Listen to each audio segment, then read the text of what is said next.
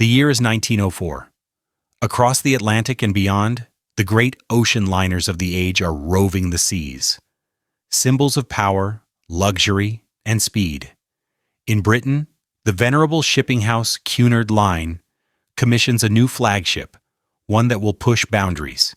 This vessel will not only carry mail and wealthy passengers, but will outrace rivals and dominate the North Atlantic route. That ship is the RMS Lusitania. Construction begins in earnest, and by June 1906 she is launched. Delivered to Cunard in August 1907, she is declared the largest passenger ship in the world, with a gross tonnage of 31,550. In September, she begins her maiden voyage from Liverpool to New York. From the beginning, Lusitania is built for speed.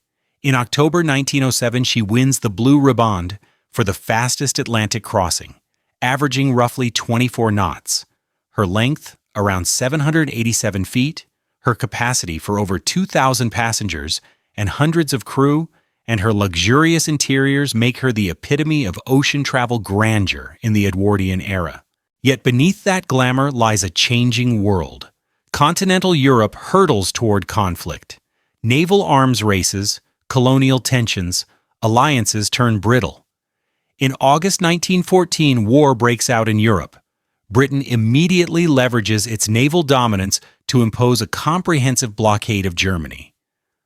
A measure meant to choke off supplies, food, fuel, and eventually force the Central Powers to surrender.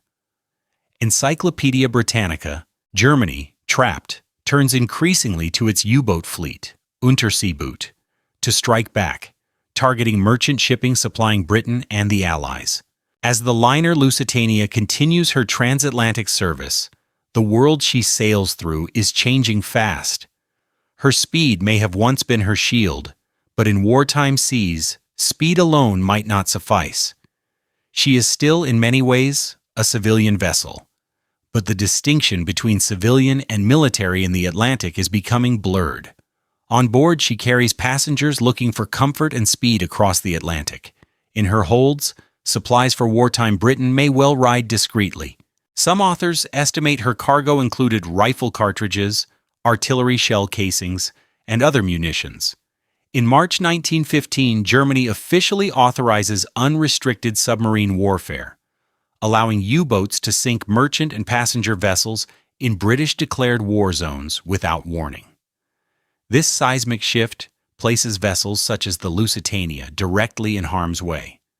Meanwhile, the ship's master has changed. Captain William Thomas Turner replaces Captain Daniel Dow and takes command of Lusitania. Some historians suggest that Dow's health and stress from operating in war conditions may have led to his replacement. On 1 May 1915, Lusitania sails from New York bound for Liverpool on what becomes her 202nd and final voyage. The mood among travelers is festive but tinged by an underlying unease. A few days earlier, the German embassy in the United States placed advertisements in American newspapers warning that any ship flying the British flag might be sunk. Many dismissed the warning as propaganda. Yet it hung in the air. As the liner crosses the Atlantic, she has orders to steer toward the Irish coast. On the afternoon of 6th May, she enters the declared war zone waters off southern Ireland. Passengers are told to close portholes, ship's lights are dimmed, lifeboats are primed for use. That evening, a concert is interrupted as Captain Turner addresses his passengers. He reassures them that Lusitania is faster than any submarine, and that she will be met by a British escort the next day. Many take his words for comfort and choose to stay on deck rather than below. Others, uneasy, sleep outside under the stars. But at dawn on 7th May, the seas shift. A dense fog blankets the Irish Sea. Turner slows the ship and orders the foghorn to be sounded every minute. Passengers, sensing the change in tone, grow silent. Then, the fog clears. The coastline becomes visible. The geological marker of the old head of Kinsale looms ahead, and the liner steams on, unaware or unable to alter her fate. In those few moments, the grandeur of the Lusitania, the confidence of her passengers, and the shifting tides of war all converge. The stage is set. The unsuspecting luxury liner is about to meet a threat she was built neither to see nor outrun. By early afternoon on May 7, 1915, the Lusitania was gliding through calm, glass-green waters off the southern coast of Ireland. The storm and fog had lifted. Passengers returned to their promenades, children played on deck, and stewards served tea as the coastline appeared on the horizon. What no one on board could see was that beneath those same waters, a silent hunter was watching them. German U-boat U-20, commanded by Captain Lieutenant Walter Schwieger. For days, U-20 had prowled the Irish Sea, attacking British vessels. The Earl of Latham, the Candidate, and the Centurion had all been sunk in the previous week. Schwieger's men were tired but vigilant. Then, through the periscope, they saw her, the largest ship they had ever laid eyes on, gliding across the horizon with 4 towering funnels and a perfect white wake. There was no mistaking her silhouette. It was the RMS Lusitania. At 2:10 p.m., Schwieger gave the order. A single G-type torpedo was loaded into the forward tube. Feuer! The torpedo hissed out into the sea, leaving a trail of white bubbles snaking toward the unsuspecting liner. Up on deck, Third Officer Albert Bestick caught sight of the trail and shouted, "Torpedo incoming!" A heartbeat later came a thud, followed by a massive roar. A column of water and coal dust shot into the air as the torpedo slammed into the ship's starboard side, just below the bridge. For a brief second, there was stunned silence. Then, an even greater explosion tore through the hull. Witnesses described a deep, rumbling boom from within the ship, as if something inside had detonated. Some later speculated it was a boiler, or even hidden munitions in the cargo hold. Whatever the cause, the effect was devastating. Lights flickered, bulkheads buckled, and seawater rushed in at terrifying speed.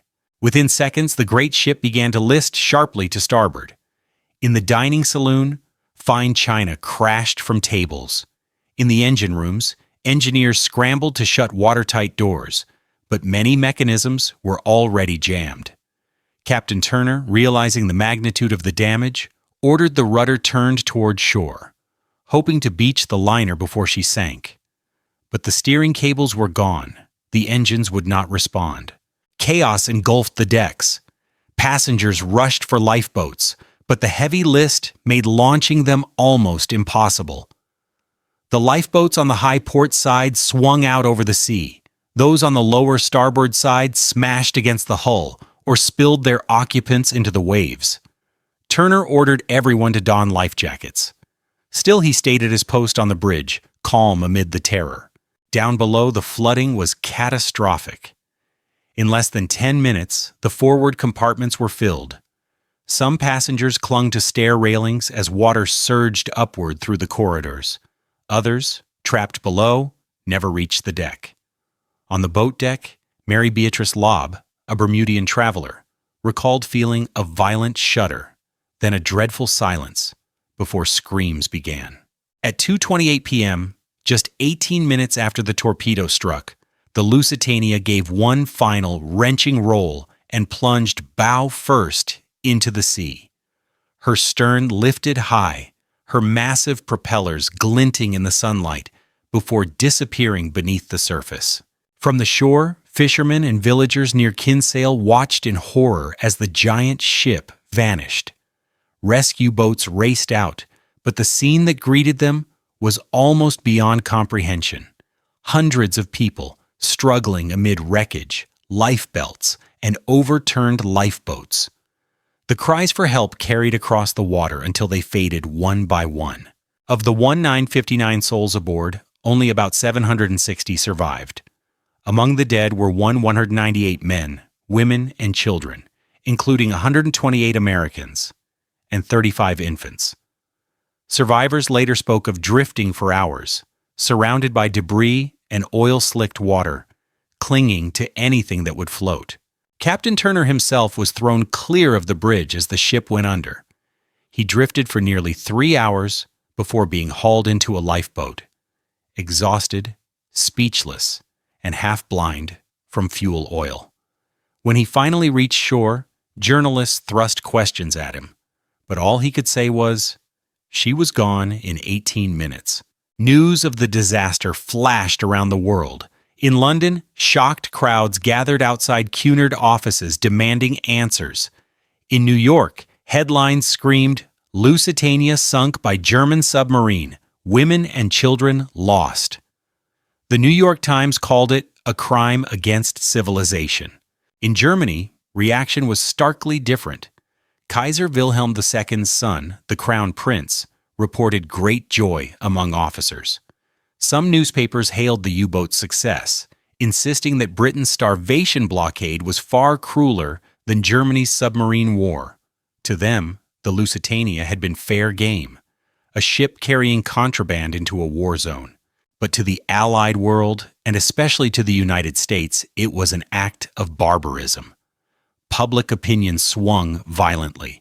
Propaganda posters began to appear with the slogan, "Remember the Lusitania," showing drowning mothers clutching infants. American neutrality, already fragile, began to crack. At that moment, few realized how deeply this single torpedo would echo. The Lusitania's destruction would not only transform wartime policy, it would shift the moral compass of an entire nation. For now, the survivors tried to reckon with the incomprehensible. On the Irish coast, makeshift morgues filled with bodies. Villagers opened their homes to the living and the lost alike. One local priest wrote that the shoreline looked like a graveyard of the sea. The luxury liner that had once embodied progress and pride was now a twisted ghost on the ocean floor, 300 feet down. And amid the mourning, questions began to surface. Had there been explosives aboard? Why had the British Navy failed to protect her? Was she deliberately placed in danger to provoke American outrage? Those questions would haunt governments for decades. The day after the Lusitania vanished beneath the Atlantic, the world awoke to disbelief. Telegrams poured into London, Washington, and Berlin. Families searched passenger lists for the names of loved ones. Newspaper offices were besieged with calls. By dawn on May 8, 1915, the New York Times headline screamed, "Press calls, sinking of the Lusitania murder." Editorials in New York, newspapers agree torpedoing was crime against civilization. In Britain, the mood was electric, with grief and rage. Crowds in Liverpool and London smashed the windows of German-owned shops. Black banners hung from buildings. To many Britons, the disaster proved what they already believed, that the war was not merely between armies, but between barbarism and civilization. In the United States, the impact was even greater. America had been neutral for almost a year, President Woodrow Wilson insisting that the nation must be too proud to fight. Yet as images of drowned women and children filled front pages, neutrality suddenly felt like complicity. Across the country, the phrase "Remember the Lusitania" became a rallying cry. Recruiting posters showed mothers clutching infants as the waves closed over them, pleading for justice. Wilson faced an impossible dilemma. On one side stood those demanding war, newspapers, politicians, and grieving citizens who saw the attack as an assault on humanity itself. On the other were pacifists and isolationists who feared dragging the nation into Europe's slaughter. Wilson chose caution. He sent Germany a series of diplomatic notes demanding that submarine warfare respect the rights of civilians. Berlin, wary of provoking the United States too soon, temporarily restricted U-boat attacks on passenger ships. But the damage was already done. The sinking of the Lusitania had changed hearts. It planted the seed that would bloom 2 years later, when Germany resumed unrestricted submarine warfare in 1917, and America entered the war with the cry that still echoed, "Lusitania," the blame game. Even as nations grieved, accusations began to fly. Was the Lusitania truly a civilian ship, or had it carried the tools of war under its decks? Germany insisted that the liner was transporting munitions to Britain, a legitimate military target. The British government denied it. For years, officials maintained that the Lusitania carried only harmless cargo, yet later investigations uncovered the truth. Deep in her holds lay 200 cases of rifle cartridges, 250 cases of shrapnel shells, and containers of aluminum powder used in explosives. None of it explained the second, more violent explosion that doomed the ship, but it gave Germany a defense. The Lusitania was not innocent. Still, even with that revelation, nothing could excuse the killing of nearly 200 civilians. International law at the time required submarines to surface, warn a ship, and allow passengers to evacuate before attack. But unrestricted warfare had erased those rules. The torpedo that hit the Lusitania also destroyed the illusion that modern war could be fought cleanly. In London, First Lord of the Admiralty Winston Churchill faced sharp scrutiny. Critics accused the Admiralty of failing to protect the liner. Why, they asked, had no naval escort been provided despite clear warnings that U-boats were active near Ireland? Some even suggested a darker motive, that British leaders had deliberately exposed the Lusitania to danger, hoping a German attack on Americans would draw the United States into the war. 1 week before the tragedy, Churchill had written to the Board of Trade that it was most important to attract neutral shipping to our shores, in the hope of embroiling the United States with Germany. If some get into trouble, better still. Whether that was cynical strategy or coincidence, historians still debate. The captain under fire. No one felt the aftermath more personally than Captain William Thomas Turner. He had stayed on the bridge until the sea swallowed it. Pulled from the water after 3 hours adrift, Turner was half-conscious when he reached shore. Yet almost immediately, he became the target of public fury. Survivors cursed him in the streets. Anonymous letters called him a coward for living when so many had died. The Admiralty hinted that he had failed in his duty, that he should have zigzagged to avoid torpedoes or gone down with his ship. At the official inquiry, Turner faced relentless questioning. His defense was simple. I did my best with what I had. The sea took her in 18 minutes. The court eventually cleared him of wrongdoing, but his reputation never recovered. His wife left him. His family emigrated to Australia. Still, Cunard quietly retained him as a captain. In 1917, while commanding another vessel in the Mediterranean, Turner again survived a torpedo attack. A haunted man who had stared into the same abyss twice. Echoes in propaganda. Meanwhile, the Lusitania became far more than a tragedy. It became a weapon of words. British and American propagandists seized on the sinking to portray Germany as the enemy of civilization. Posters urged enlistment with lines like, "Enlist today, avenge the Lusitania." The image of an innocent mother and child drowning beneath the waves proved irresistible to governments seeking to stir moral outrage. In Germany, the tone was different. Newspapers celebrated the U-boat's triumph and printed medals engraved with the date of the sinking.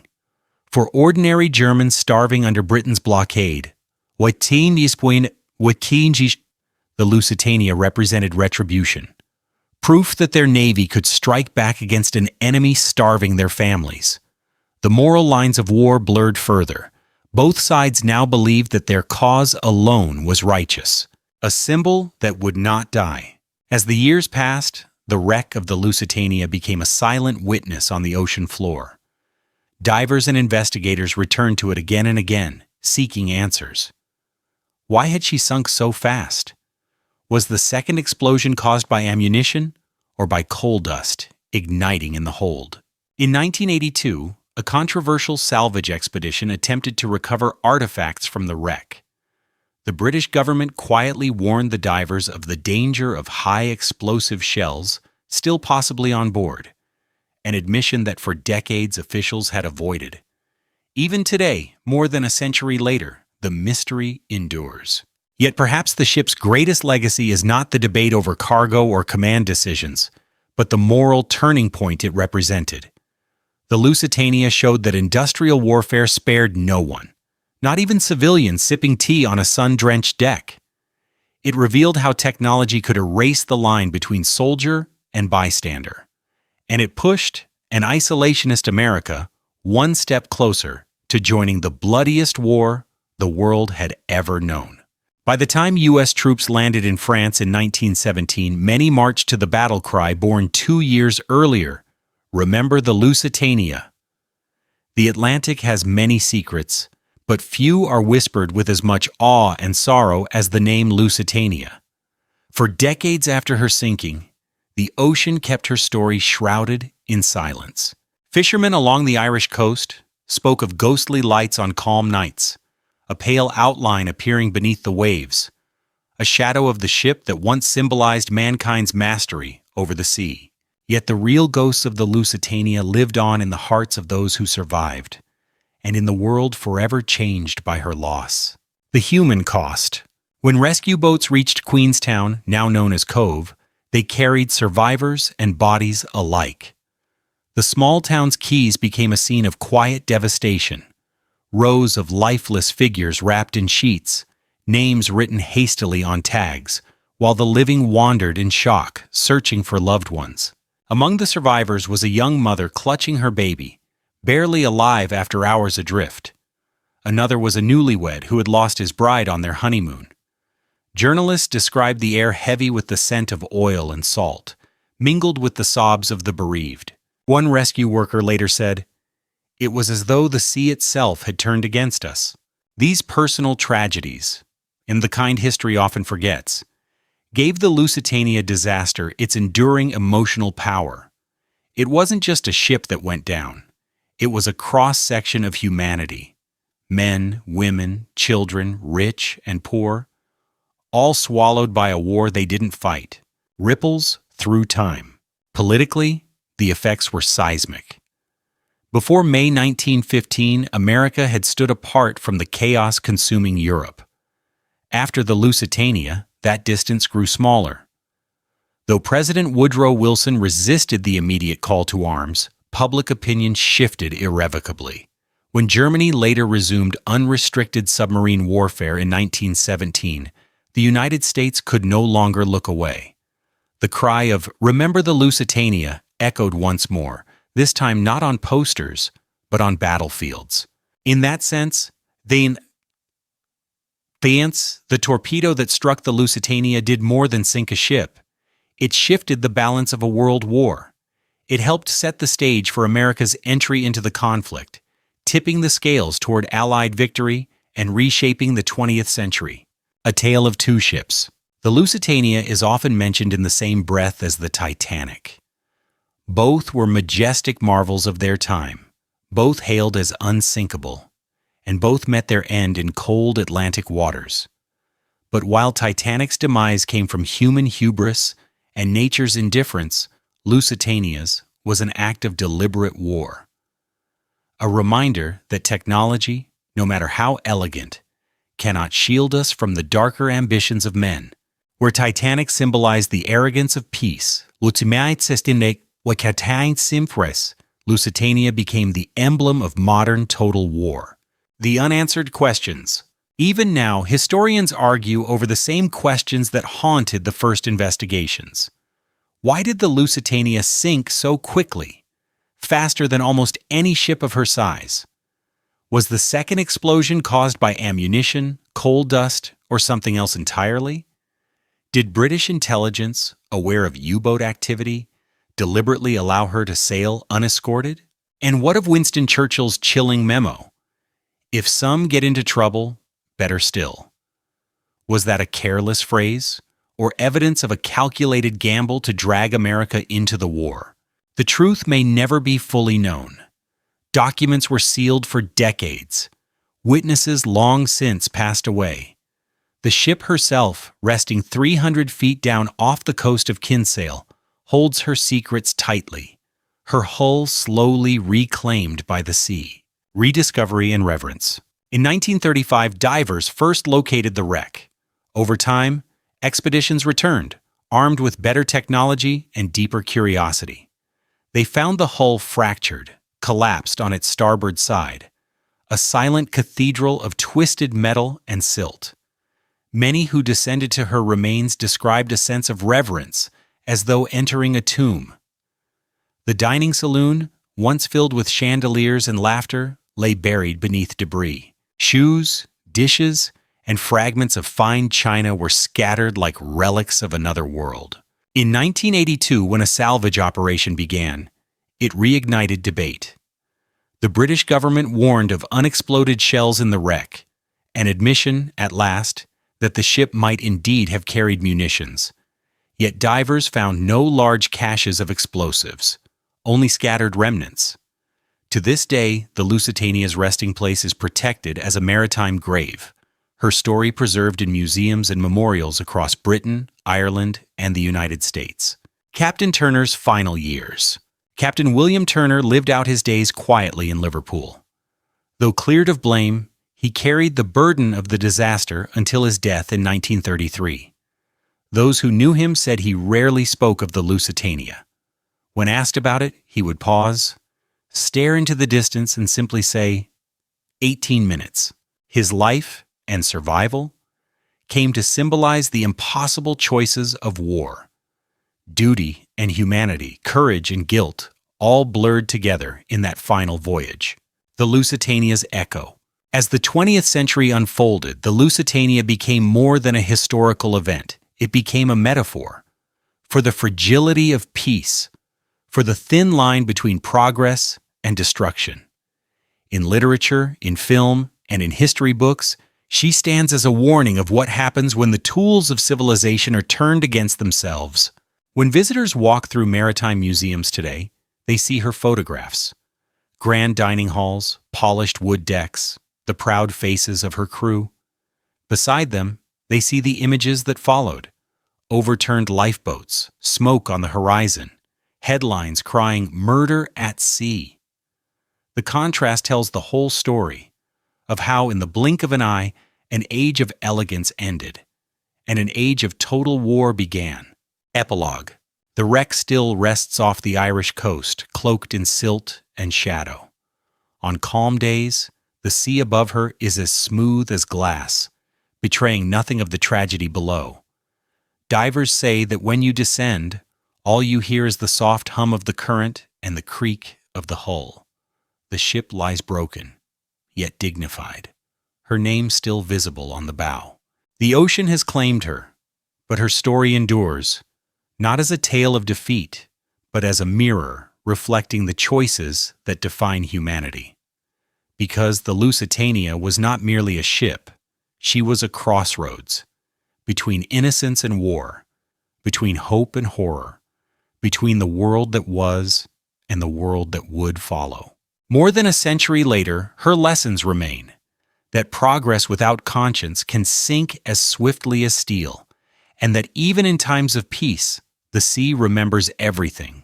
And so, as the waves roll endlessly above her grave, the name Lusitania still echoes, a whisper of warning carried on the wind, reminding us of the day the ocean itself bore witness to the birth of modern war.